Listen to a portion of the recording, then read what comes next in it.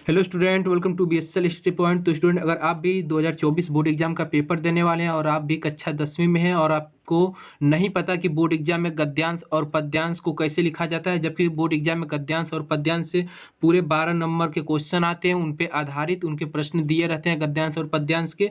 उन प्रश्नों के उत्तर देने पर हमें पूरे 12 नंबर मिल जाते हैं गद्यांश और पद्यांश को लेकर। तो स्टूडेंट, वीडियो में अंत तक बने रहिएगा। आज की इस वीडियो में आपको बताने वाला हूँ कि बोर्ड एग्जाम में गद्यांश और पद्यांश को कैसे लिखा जाता है और बोर्ड एग्जाम से रिलेटेड गद्यांश और पद्यांश के इंपॉर्टेंट चैप्टर के बारे में बताऊंगा कि कुछ इंपॉर्टेंट चैप्टर है कि इसे आप लोग पढ़ लें तो इसी से रिलेटेड ही क्या होगा, क्वेश्चन बोर्ड एग्जाम में देखने को मिलेगा। तो स्टूडेंट, वीडियो में अंत तक बने रहिएगा। मैं आपके सारे डाउट क्लियर करूंगा गद्यांश और पद्यांश से। तो उससे पहले मैं आपको बता दूं कि बोर्ड एग्जाम में जो होता है, गद्यांश पे आधारित जो प्रश्न होते हैं वे 6 नंबर के पूछे जाते हैं और पद्यांश से आधारित भी 6 नंबर के प्रश्न पूछे जाते हैं। इन दोनों को मिलाकर टोटल पूरे 12 नंबर के बोर्ड एग्जाम में क्वेश्चन पूछे जाते हैं गद्यांश और पद्यांश से। तो स्टूडेंट, वीडियो में अंत तक बने रहिएगा। वीडियो खत्म होते होते मैं आपके पूरे 12 नंबर पक्के करा दूंगा गद्यांश और पद्यांश से। तो चलिए, मैं आपको सबसे पहले गद्यांश के बारे में हम लोग चर्चा करेंगे। गद्यांश में बोर्ड एग्जाम में कैसे पेपर लिखा जाता है, इस पर आधारित क्वेश्चन आता है। तो उसके बाद फिर हम लोग बात करेंगे पद्यांश पर। उसके बाद वीडियो के अंत में आपको गद्यांश और पद्यांश से रिलेटेड इंपॉर्टेंट चैप्टर के बारे में बताऊंगा कि इस चैप्टर को आप लोग पढ़ लें तो उससे 90% क्वेश्चन उस चैप्टर से पूछा जाता है। तो चलिए स्टूडेंट, वीडियो को हम लोग करते हैं स्टार्ट।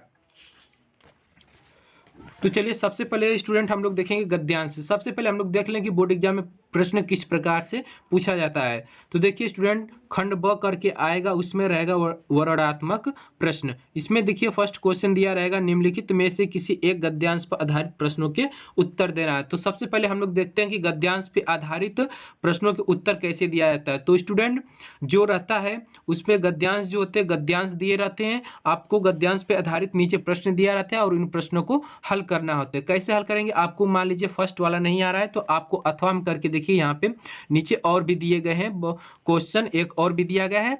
अगर आपको ऊपर वाला नहीं आता तो ए वाला आता है, तो इसको भी आप लोग कर सकते हैं। तो चलिए मैं आपको बताता हूं कैसे लिखा जाता है। चलिए मान लीजिए मैं फर्स्ट वाला ही बताता हूं, जो कि क्या है। देखिए, विश्वास पात्र मित्र से बड़ी रक्षा रहती है, जिसे ऐसा मित्र मिल जाए उसे समझना चाहिए कि खजाना मिल गया।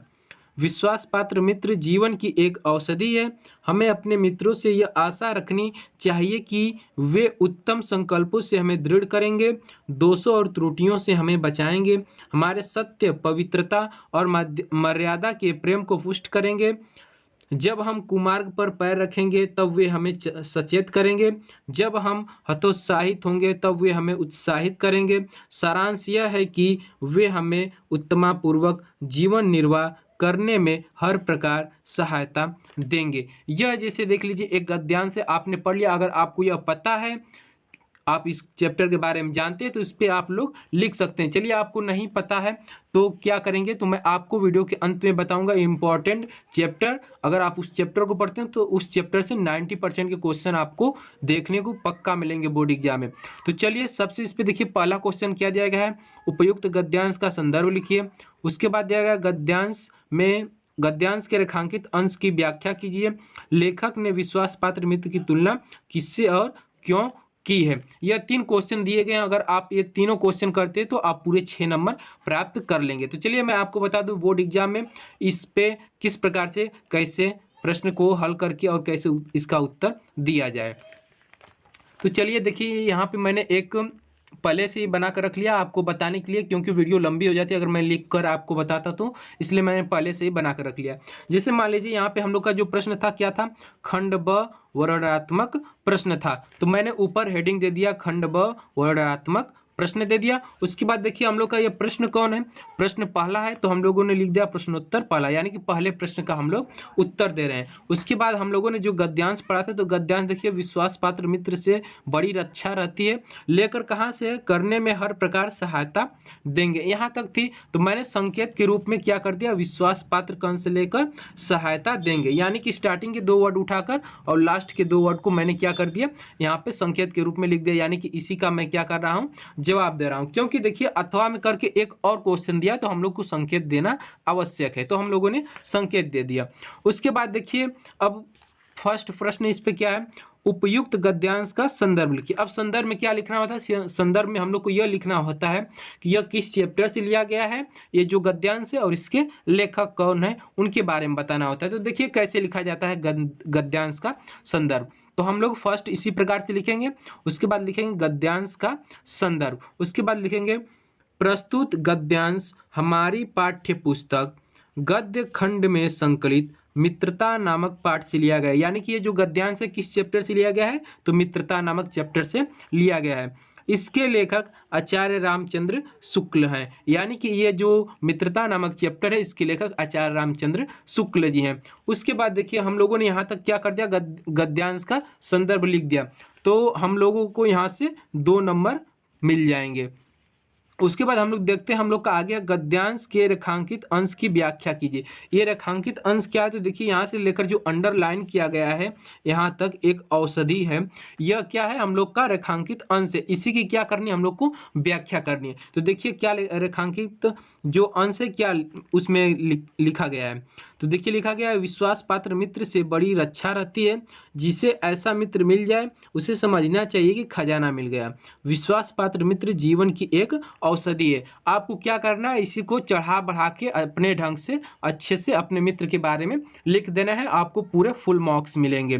तो चलिए देखिए कैसे लिखा जाता है। तो देखिए मैं इसकी क्या कर रहा हूँ, व्याख्या कर रहा हूँ। तो देखिए रेखांकित अंश की व्याख्या लिख रहा हूँ, इसमें मैं उस रेखांकित अंश की व्याख्या करते हुए मैं लिख रहा हूँ, आचार्य रामचंद्र शुक्ल जी कहते हैं कि एक सच्चा और अच्छा विश्वास के योग्य मित्र बहुत भाग्य से प्राप्त होता है।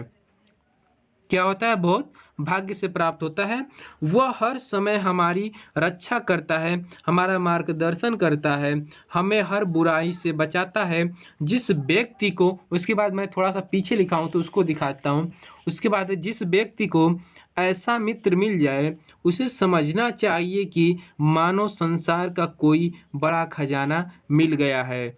विश्वास पात्र मित्र एक दवा के समान होता है। इतना आप क्या कर लेंगे, जो रेखांकित अंश थी उसकी मैंने यहाँ तक क्या कर दी, व्याख्या कर दी। उसके बाद देखिए जैसे ही आप इतना कर देते हैं तो आपको फिर पूरे 2 मार्क्स मिल जाएंगे। उसके बाद देखिए अगला क्वेश्चन क्या है, तो अगला है लेखक ने विश्वास पात्र मित्र की तुलना किससे और क्यों की है। यानी कि लेखक ने विश्वास पात्र की तुलना किससे और क्यों किए उसके बारे में लिखना है। तो देखिए आप लोग को जो अच्छा लगे इसमें ढूंढिएगा, मिल जाएगा, लिख लीजिएगा।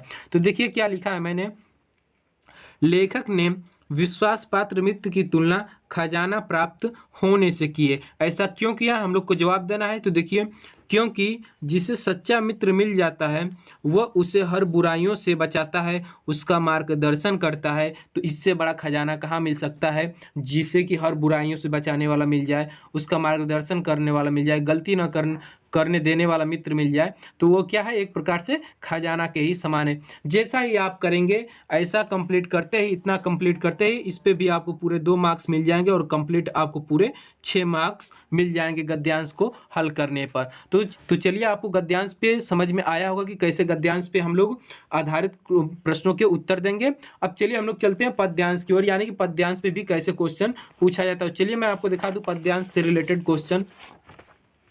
तो देखिए स्टूडेंट, दूसरा क्वेश्चन है, निम्नलिखित में से किसी एक पद्यांश पर आधारित सभी प्रश्नों के उत्तर दीजिए, और इस पे भी पूरे 6 मार्क्स हम लोग को मिलेंगे। तो देखिए हम लोग को क्या है, यहाँ पे 1 दिया गया है, उसके बाद इस पे आधारित यहाँ पे नीचे 3 प्रश्न दिए गए हैं, और अथवा करके देखिए इस साइड में भी क्या किया गया है, क्वेश्चन 1 दिया गया है। तो आपको इन दोनों में से जो आता है सो उसको आप लोग करिएगा।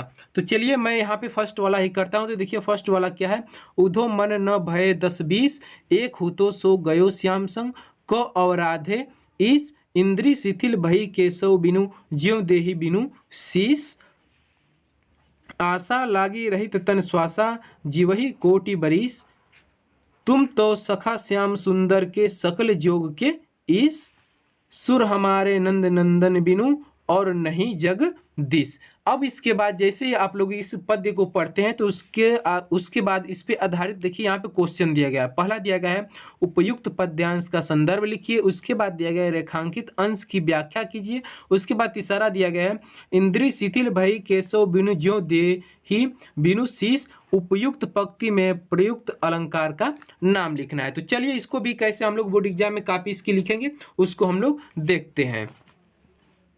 तो देखिए जो सबसे पहला आप लोग काम करेंगे, सबसे पहले देखिए ये प्रश्न नंबर 2 था तो आप लिखेंगे प्रश्नोत्तर 2। उसके बाद जिस प्रकार से आप लोगों ने गद्य में संकेत दिया था उसी प्रकार आप लोग क्या करिए पद्य में भी आप लोग संकेत देंगे। तो देखिए हम लोग का क्या था, उधो मन भय न 10-20 से स्टार्ट हुआ था और खत्म हुआ था और नहीं जगदीश पे। तो मैंने क्या किया, संकेत में उधो मन से लेके और नहीं जगदीश तक लिख दे, यानी कि इसी पे हम लोग क्या करेंगे, इसी के बारे में हम लोग लिखेंगे। तो देखिए इस पे हम लोग का फर्स्ट क्वेश्चन क्या था कि उपयुक्त पद्यांश का संदर्भ लिखिए। तो यहाँ पे मैं क्या कर रहा हूँ, इस पद्यांश का क्या कर रहा हूँ, संदर्भ लिख रहा हूँ, यानी कि इस किस चैप्टर से इससे लिया गया और इसके लेखक कौन है। तो देखिए कैसे लिखा जाएगा, आप लोग भी ध्यान से समझिए। देखिए प्रस्तुत पद्यांश हमारी पाठ्यपुस्तक के काव्य खंड के पद शीर्षक से लिया गया, यानी कि ये जो पद्यांश है वो किससे लिया गया है, काव्य खंड के पद शीर्षक से लिया गया है। यह सूरदास द्वारा रचित सूरसागर महाकाव्य से लिया गया, यानी कि सूरसागर इसके रचनाकार हैं। इतना लिखते ही आपको फिर से पूरे इस पे कितने मार्क्स मिल जाएंगे, इतना लिखते ही आपको फिर से यहाँ पे 2 मार्क्स मिल जाएंगे। उसके बाद नीचे है रेखांकित अंश की व्याख्या कीजिए। तो देखिए कहाँ से कहाँ तक रेखांकित था, तो देखिए यहाँ से उधो मन भय न 10-20 एक हुतो सो गयो श्याम संग को और राधे इस, यहाँ तक रेखांकित किया गया है। तो इसका हम लोग कैसे लिखेंगे, तो आप लोग बनाकर लिख लीजिएगा, नहीं आता है तो कुछ भी बनाकर आप लोग जरूर लिखिएगा। चलिए मैं इस पे लिखा हूँ, आपको दिखा दूँ कैसे लिखा जाता है। तो देखिए रेखांकित अंश की व्याख्या मैं कर रहा हूं। तो यहाँ पे क्या है, गोपियां उद्धोष कहते। मैं आपको बता दूं कि जब श्री कृष्ण जो थे वो क्या किए थे, जब छोड़कर चले गए थे, मथुरा को जब छोड़कर चले गए थे तो वहाँ की सारी गोपियां उदास हो गई थी। तो वहाँ से फिर श्री कृष्ण ने उद्धव को भेजा था कि जाइए आप बताइए उनको ईश्वर की आराधना करें। तो देखिए उसके बाद वे क्या कहती हैं, गोपियाँ जब आकर उद्धव कहते हैं तो गोपियाँ क्या कहती हैं, गोपियाँ उद्धव से कहती हैं कि हे उद्धव हमारे 10-20 मन नहीं है, हमारे पास तो केवल एक ही मन था, वह भी श्री कृष्ण के साथ चला गया।